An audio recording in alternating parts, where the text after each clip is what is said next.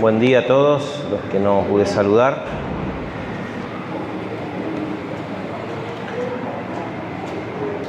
Anoche estuve compartiendo un tema en el culto que tuvimos en la iglesia en San Onofre. Y hoy tenía preparado otro tema, pero la verdad que anoche no lo pude completar y terminar, entonces sería lindo hacer una segunda parte. Para los que estuvieron en la reunión de anoche, algunas cosas van a ser repetitivas, pero nunca viene mal la repetición. Y luego agregaremos una segunda parte o un final que no alcanzó el tiempo para hacerlo. Y yo pensaba, ¿no?, cómo normalmente estamos atrapados en nuestras circunstancias de todos los días. Es como estar en el barro, ¿cierto? Con tantos problemas que nos tocan vivir, tantas cosas que a veces son tan baratas. Yo le decía a Gabriel Troche que salíamos a caminar, y yo le decía, lo más triste es que uno tiene que estar afligido por dinero.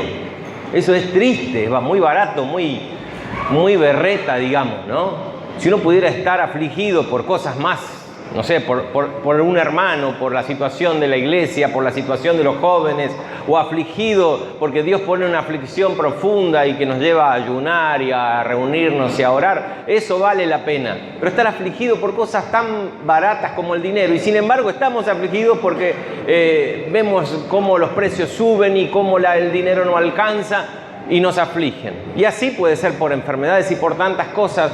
Entonces, las circunstancias nos encierran y nos atrapan y no podemos ver más allá. Entonces, muchas veces dudamos de las promesas de Dios. ¿Estoy diciendo algo que a ustedes les pasó alguna vez? ¿Sí? ¿Sí? Dudamos de las promesas de Dios. ¿Alguna vez les pasó? Y nos frustramos porque no vemos cumplir las promesas de Dios en nosotros. ¿Porque Él prometió cosas grandes o no prometió cosas grandes para nosotros? Sí. Y entonces cuando nos frustramos, realmente el desánimo nos lleva a veces a querer dejar la toalla. No podemos ver lo magnífico que Dios tiene para nosotros, el plan magnífico que Dios tiene para nosotros, porque las circunstancias nos muestran otra cosa. Las circunstancias nos muestran una pared. Hasta acá llegamos, no podemos más y ahora no sabemos qué hacer. Yo les quiero invitar a ir a Romanos 8:28. Romanos 8:28. El que tiene Biblia y que la tiene en el celular también es válido, aunque en papel es mejor, Vamos, los que tienen la Biblia en papel. Dice, y sabemos que a los que aman a Dios, todas las cosas nos ayudan a bien, esto es, a los que conforme a su propósito son llamados. Dice el versículo 28. Dice, y sabemos que a los que aman a Dios, todas las cosas les ayudan a bien, esto es, a los que conforme a su propósito son llamados. Y quiero centrarme primero en la primera palabra. Dice, y sabemos. Fíjense que Pablo no dice, sepan que. No dice Pablo, sabían que. Pablo no dice, tienen que saber que. Lo que Pablo dice acá en la carta a los romanos es, sabemos que. Como diciendo, es obvio para nosotros. Lo sabemos. ¿Lo sabemos o no lo sabemos? Sin embargo, cada vez que la circunstancia nos cierra el camino, tenemos problemas para que esa verdad sea verdad en nuestro corazón. ¿Y saben qué? No sabemos nada, no sabemos un pito, no sabemos ni dónde estamos parados. Sin embargo, Pablo lo afirma con una certeza bárbara y nos lo dice a nosotros porque él también cree que nosotros lo sabemos. Sabemos, dice, obvio. Pablo, sabemos que todo ayuda para bien, obvio, dice Pablo. ¿Y nosotros qué deberíamos decir? Pero mirá que esta circunstancia está bien complicada, Esta circunstancia sí que de acá no sé cómo salimos. Pero vos decís que esto va a terminar siendo para bendición de tu vida. Obvio, deberíamos decir. ¿Seguro? Por supuesto. No hay ninguna duda. ¿Cómo lo sabemos? Porque esto es difícil de asimilar. Esto dice Pablo que es una certeza. Es distinto saberlo que verlo, ¿saben? Vuelvo al principio. No vemos que las circunstancias sean de bendición para nuestra vida. No lo vemos. Pero por fe tenemos la certeza de lo que no se ve, ¿no es cierto? No vemos, pero lo sabemos. Así dice Pablo que lo sabemos.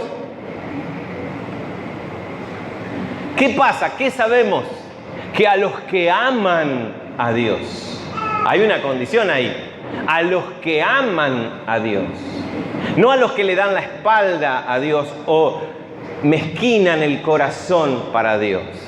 ¿Cuál es el primer mandamiento? Amarás al Señor tu Dios con todo tu corazón, con todas tus fuerzas, con todas tus emociones, con todos tus sentimientos, con todo tu bolsillo, con toda tu vida, todo tu tiempo, todo lo que tenés. Amarás al Señor tu Dios. Esa es la base de toda la relación y el vínculo que tenemos con nuestro Señor, Dios y Salvador. El amor.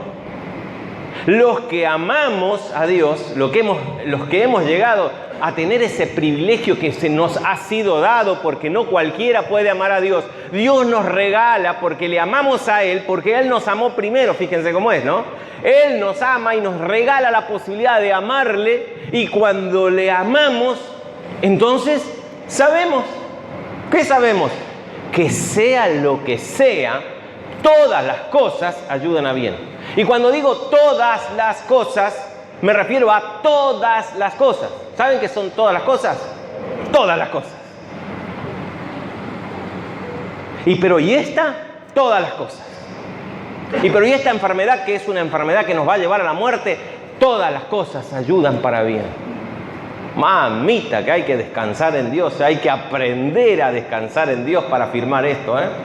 Pero si amamos a Dios, lo sabemos. Porque si amamos a Dios, sabemos que Él nos ama y no va a permitir que nada sea para mal.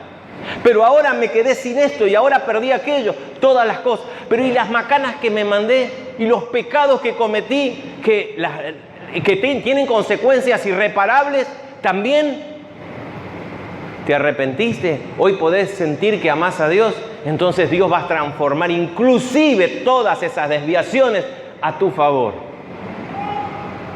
Eso es para descansar, ¿o no? ¿No da tranquilidad?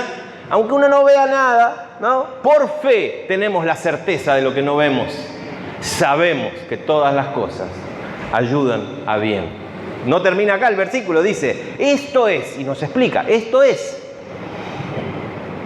a los que según su propósito son llamados. ¿Quiénes son los que pueden amar a Dios? ¿Quiénes son los que han recibido el amor de Dios y ahora pueden con ese amor devolvérselo a Él en adoración, en alabanza, en entrega, en sacrificio, en lo que sea que Él nos diga? Aquellos que según su propósito, fíjense, ahí nos habla de un plan grande, su propósito, son llamados. ¿Quién ha sido llamado según su propósito? Yo creo que sí. ¿Lo merecíamos? No. Pero a Él se le ocurrió así. Fíjense cómo sigue, ¿no? Porque a los que antes, dice el versículo 29, porque a los que antes conoció, no nos dice una fecha específica ni un tiempo específico, antes nos habla de algo eterno.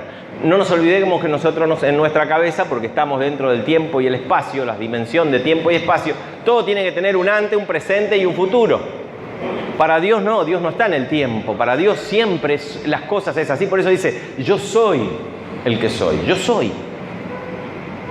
Pero para nosotros sí, dice que antes que naciéramos, antes, no sé cuándo, mucho tiempo antes en la eternidad, Dios ya nos conoció, nos amó.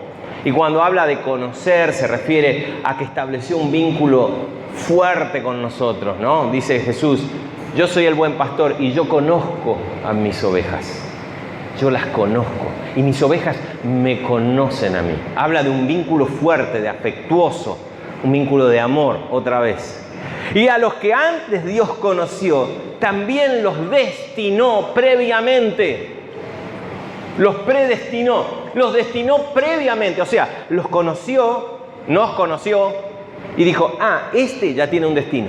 Ya hay un plan para esta persona. Pero antes de que naciéramos, antes de que viniera Cristo a la tierra para dar su vida por nosotros, ya nos conoció y nos destinó, nos dio un plan, nos dio un propósito, nos dio un destino. ¿Saben por qué les digo esto? Porque nuestra circunstancia, que parece que esa es todo lo que existe, está dentro de un gran plan de Dios para nuestra vida. Y el plan de Dios para nuestra vida está dentro de un plan mucho más grande en la historia de la humanidad. ¿Se acuerdan que yo siempre hablo de la gran regla de la historia de la humanidad y cómo a nosotros nos toca nuestro centímetro y que tenemos que ser protagonistas de nuestro centímetro? Ya no estamos con Lutero porque Lutero allá estuvo. Ni Pablo ni Pedro estuvieron mucho más atrás. Hoy, año 2021, nos toca a nosotros. Y este plan que Dios tiene para nuestro centímetro está enmarcado dentro de un propósito y un plan mucho mayor, que empezó mucho antes que toda la creación y que tiene destino de eterno hacia el futuro. Fíjense, dice, los que antes conoció, también los destinó. Ya está, ¿no? ¿Para qué nos destinó? ¿Cuál es el fin? ¿Cuál es el propósito de todo esto?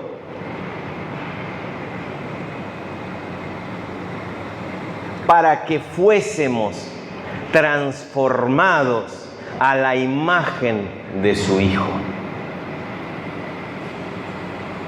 Nos llamó para que fuésemos hechos, dice acá la Valera 60. Hay otras versiones que dice transformado. Me encanta la palabra transformación porque describe lo que Dios hace con nosotros. Fuésemos transformados a la imagen de su Hijo. Y no termina solamente ahí, fíjense, dice, para que fuésemos, para que Él sea el primogénito entre muchos hermanos. Él nos conoció antes, nos predestinó, nos destinó para ser su objetivo. ¿Cuál es el objetivo de Dios en mi vida? Que yo sea transformado en la imagen de su Hijo y que tenga una familia. Que yo pueda sentirme hermano con Cristo y tener por Dios a Dios como Padre. No es poca cosa lo que Dios nos llamó, ese es nuestro destino. No era que Dios me llamó para bendecirme. Pues yo creí que Dios me llamaba para bendecirme, para hacerme feliz, para que yo tenga mi casita, mi autito, mi buen celular, mi cosito, mis hijitos, mi cosita, ¿no? Porque así vivimos, atrapados en la circunstancia. Yo creí que Dios me llamó para hacerme feliz y también darme un lugar en la iglesia para que yo pueda ser el gran siervo de Dios, de paso, y evangelizar a alguno que se cruce. Pero yo creí fundamentalmente que Dios me llamó para ser feliz. No, a Dios, la verdad que eso, dice Dios, eso viene después, eso por añadidura, ni te preocupes, dice Dios. Yo te llamo para algo mucho mayor, para transformarte, para que tengas la imagen de mi Hijo. Es decir, que cuando vos andes por la calle, trabajando, estudiando, relacionándote con tu familia, con tus amigos o con quien sea, sea Cristo reflejado en tu vida, en tu rostro, en tus acciones, en tu comportamiento, en tus palabras. Otros puedan ver a Cristo. Menuda cosa, ¿no? Pavada de propósito tiene Dios para nosotros. Pero no lo podemos ver. Por eso, solo es por fe que lo sabemos. Dice Pablo que todo esto ya lo sabemos. Yo se lo estoy repitiendo, porque yo sé que ustedes también lo saben. Porque dice, sabemos.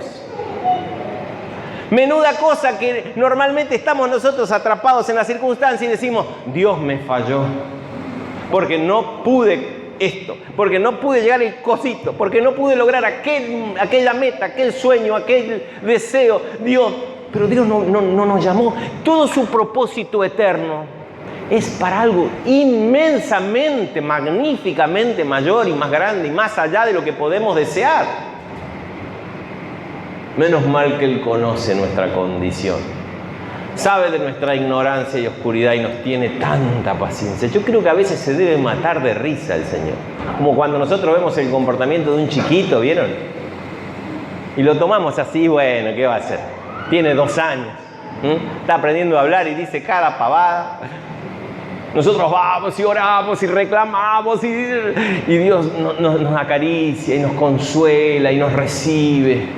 Espera así que maduremos, que vayamos comprendiendo, que un día podamos decir, nosotros sabemos, obvio, hermano, lo sabemos. Pero normalmente estamos ahí atrapados, ¿no?, en el barro de nuestra condición. Y sigue, fíjense, Pablo explicando esto con una emoción lo habrá escrito, esta carta. Dice el versículo 30, y a los que predestinó, a los que destinó antes para este tremendo propósito de transformarlos a la imagen de su Hijo, no solamente que los predestinó y dijo, bueno, esos quedan ahí, sino que cuando llegó el momento y llegó la hora y el reloj dijo, ¡tin!, dice, a esos que predestinó, a estos también llamó. Cuando llegó la hora, uno a veces dice, ¿por qué no me convertí antes? ¿Por qué no conocía al Señor antes? Y porque no era la hora, hermano, ahora era la hora. Toda la eternidad ahí, taca, taca, el reloj de toda la historia. Llegó esa hora, era la hora del llamado de Dios. La hora en que vos ibas a poder escuchar, la hora en que Él se iba a revelar. Leía hoy, Alan al principio, que Pablo decía a los Gálatas, y yo era perseguidor de la iglesia, pero cuando agradó al Padre, que me eligió desde el vientre de mi madre, dice Pablo, ¿me escucharon en Gálatas al principio? Revelar a su Hijo en mí. Entonces yo largué todo y me fui de cabeza. Cuando llegó la hora, a Pablo primero hizo unas macanas impresionantes, ¿no? Persiguió a la iglesia, arruinó la vida de un montón de familias de cristianos.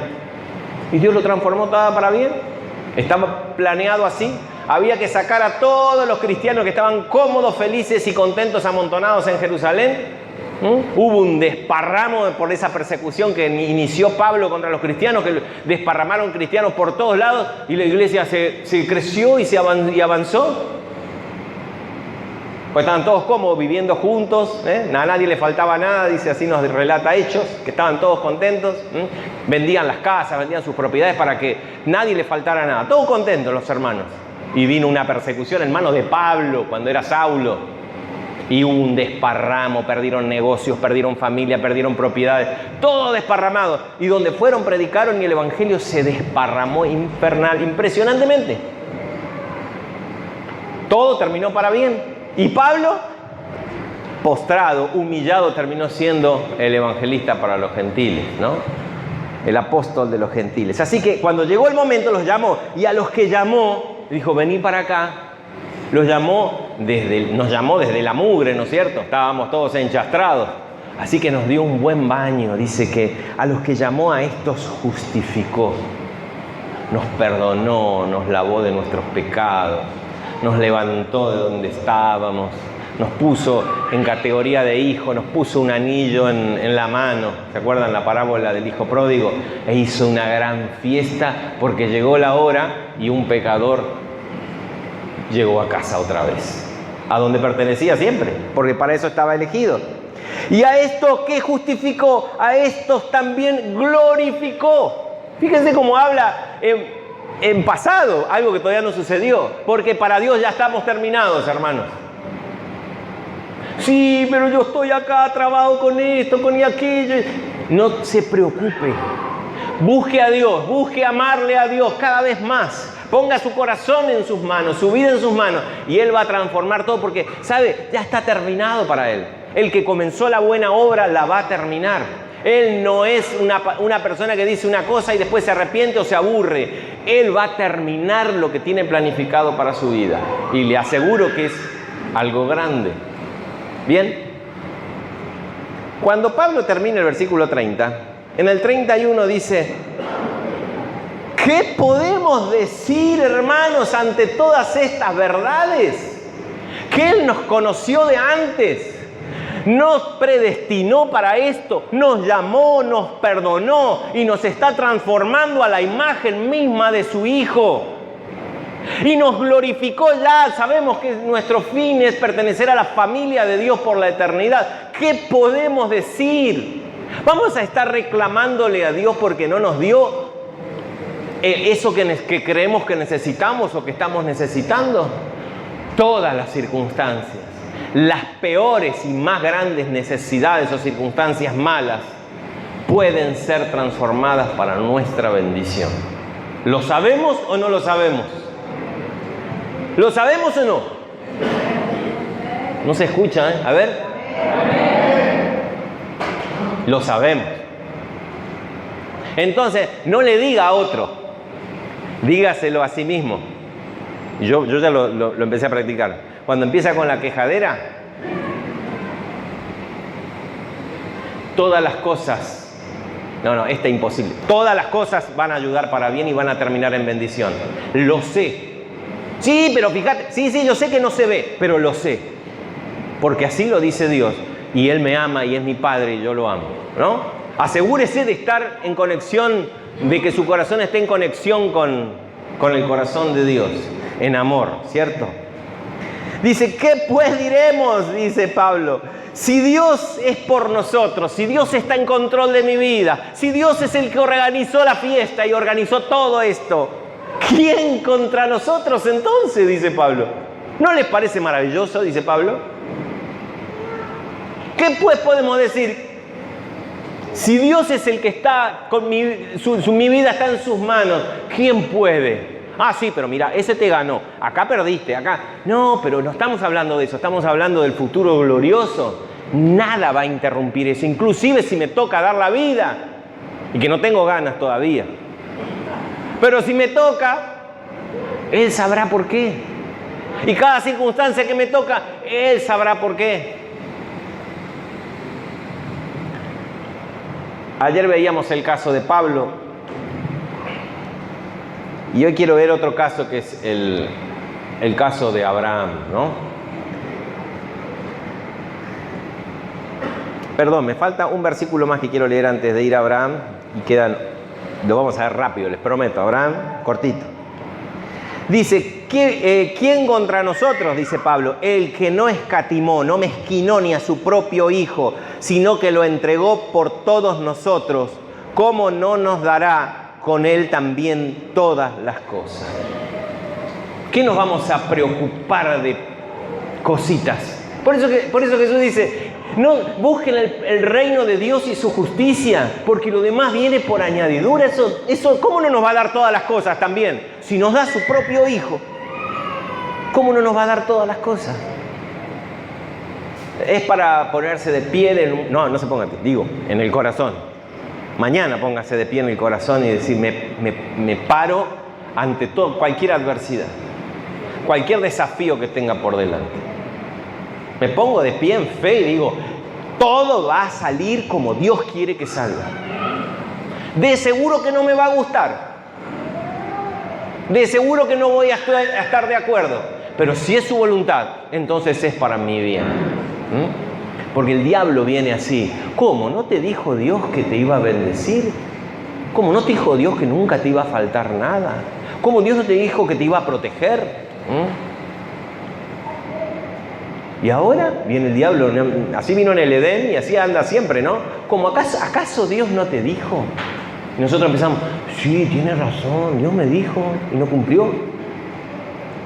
Este Dios parece que se olvida a veces, se queda dormido. Así le pasó a Abraham en Génesis 16, pero no lo vamos a ver porque tengo que ver la historia rápidamente, así de repaso nada más. Dios le prometió a Abraham un hijo. Tenía un problema el matrimonio de Abraham y Sara, que Sara era estéril, no podía tener hijos. Así que ya había una imposibilidad.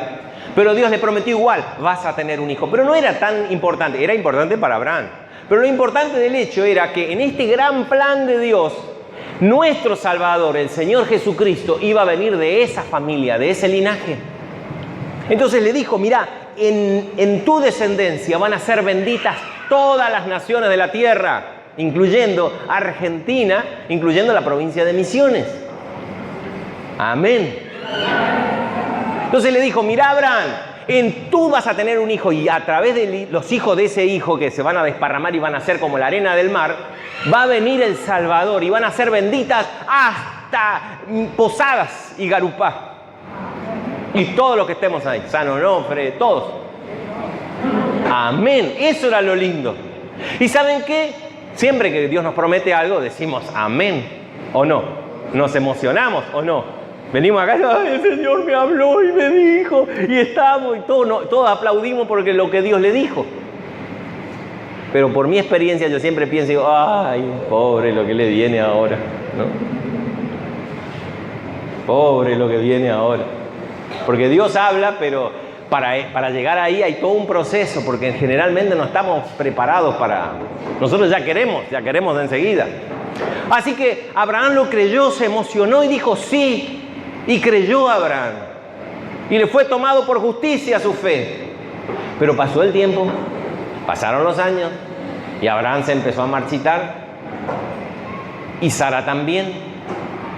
Ya no le venía la costumbre de las mujeres, encima que era estéril, ya no estaba en condiciones de fecundar ni de tener un bebé.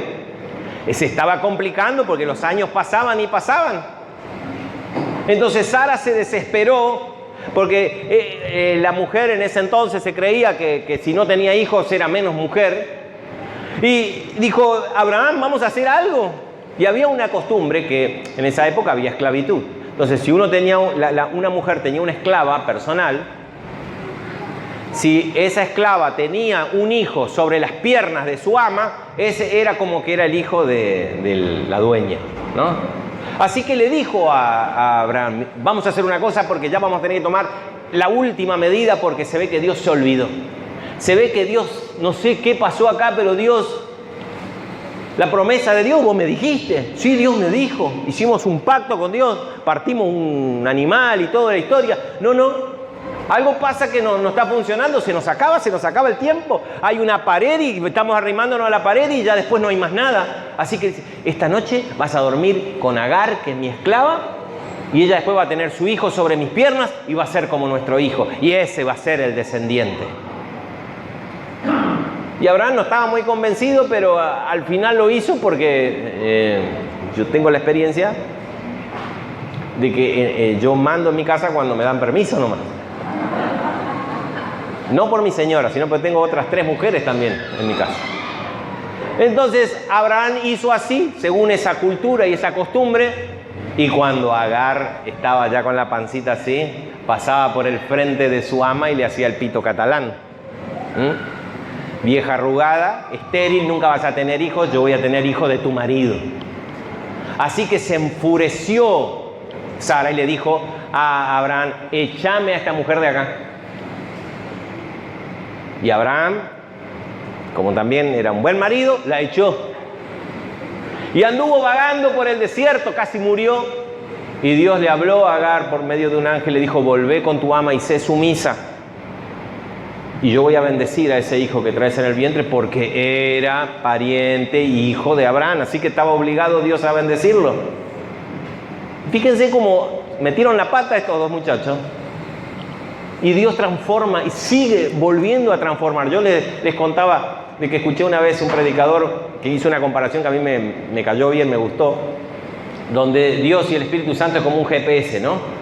Vieron que el GPS le va diciendo, ahora doble a la izquierda, doble a la derecha. Pero si hacemos cualquier cosa, vamos para el otro lado, no le hacemos caso, el GPS recalcula y nos manda el camino más cerca para volver. Siempre vamos al mismo destino, ¿no? A la casa del Padre.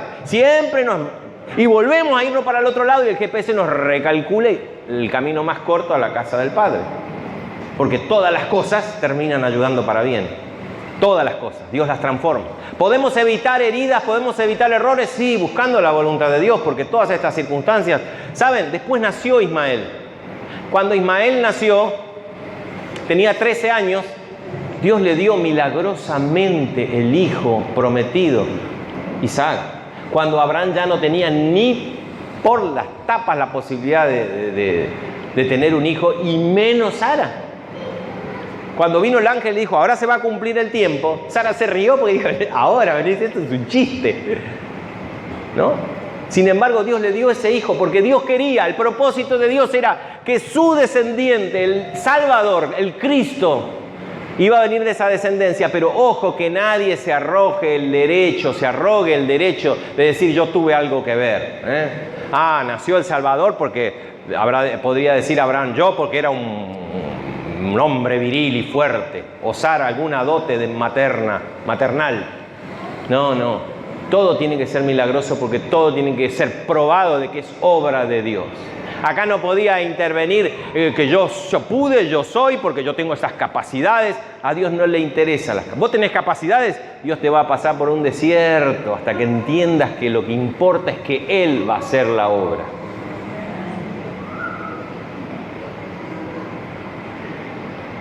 Así que nació Isaac, Ismael tenía 13 años. Y cuando estaban creciendo los dos chicos en la casa, Ismael, como diríamos en Misiones, se provalecía. Era malo con su hermanito. Muy malo con él. Así que Sara otra vez fue al marido. Échame a estos dos, a esa mujer con su hijo, échamelo de acá, porque no quiero que herede junto con el hijo de la promesa. Así que Dios le dijo, y Abraham esta vez no quiso, pero Dios le dijo, sí, decirle que se vayan porque no, y de todas maneras lo voy a bendecir.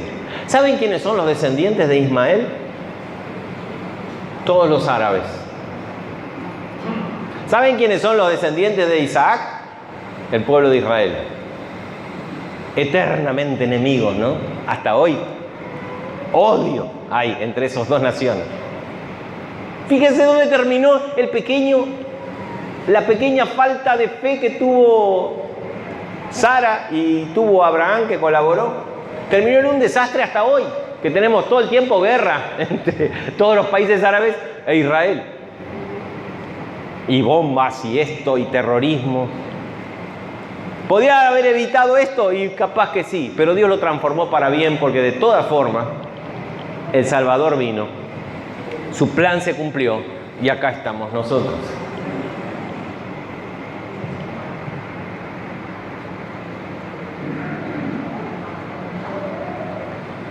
En fin, y para terminar, como corolario, así como para terminar, tenemos que hacer este ejercicio de levantarnos por encima, de tratar de levantar vuelos de nuestras circunstancias, de buscar siempre en la presencia de Dios ese vínculo de amor que viene y que va, para que todas las cosas nos ayuden a bien. Para esto necesitamos, y la fe que nos hace creer y saber esto, para tener esa fe necesitamos de la presencia de Dios, porque ahí está la fuente de nuestra fe. Cuando salimos de la presencia de Dios, después de estar un rato en su presencia, tenemos la certeza, porque hemos visto cosas que normalmente no vemos. Y vamos a nuestra casa y el problema sigue ahí, pero ahora ya lo encaro diferente, porque sé que Dios en la peor situación está conmigo. Otro consejo es, busquen la voluntad de Dios para tomar decisiones importantes. Busquen la voluntad de Dios para evitar estos problemas, por ejemplo, que después tienen consecuencias que ni sabemos cuáles son. Busquemos mantenernos libres del pecado. Luchemos el pecado ese que nos asedia, despojémonos, porque nos terminan provocando consecuencias a veces que no tienen solución. Y Dios lo transforma y hace todo para bien y vuelve a recalcularnos el camino a casa y por ahí lo hacemos. Pero después a veces tenemos que acarrear situaciones, ¿no? Que duelen, que molestan, que pesan. Y no le podemos echar en cara a Dios nada porque la macana la hicimos nosotros, ¿cierto? Entonces, busquen la voluntad de Dios para las decisiones importantes. No se manden nomás por emoción o por cosas, o porque por criterio, porque me dijo la vecina, o porque me dijo mi mamá, o porque me dijo, porque no me dijo, porque me dijo un amigo, una amiga. Busquen la voluntad de Dios. Cuando nos mandamos y metemos la pata, Dios lo va a transformar. Pero puede ser que tengan consecuencias complicadas. Y busquemos fundamentalmente la presencia de Dios. No nos olvidemos que el vínculo con Dios es un vínculo de amor, que incluye emociones, nuestra cabeza, nuestro corazón, incluye todo nuestro cuerpo, ¿no? Ahí está la cosa. No es que las emociones son lo fundamental, sino que yo me emociono porque me encuentro con Dios, simplemente es así. No busco emocionarme, busco encontrarme con Dios. Si me emociono bien y si no me emociono, lo importante es que me encontré con Dios. Ahí voy a tener la fe para después decir como Pablo, obvio, sabemos que a los que aman a Dios, todas las cosas les ayudan a bien. Amén. Oramos. Señor, te damos muchas gracias.